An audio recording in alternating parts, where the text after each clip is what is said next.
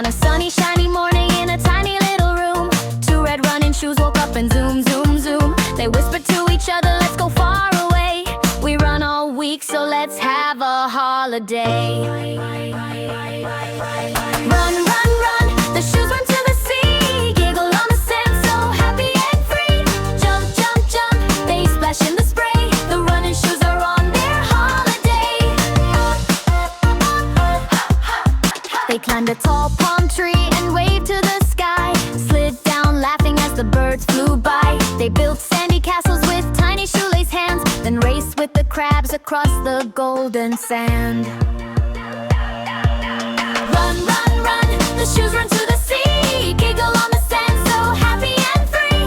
Jump, jump, jump, they splash in the spray. The running shoes are on their holiday. At night they lay down cozy on the beach, watching twinkly stars twirl just out of reach. We'll go home tomorrow, the left shoe said, but this was the best adventure ever in our tread.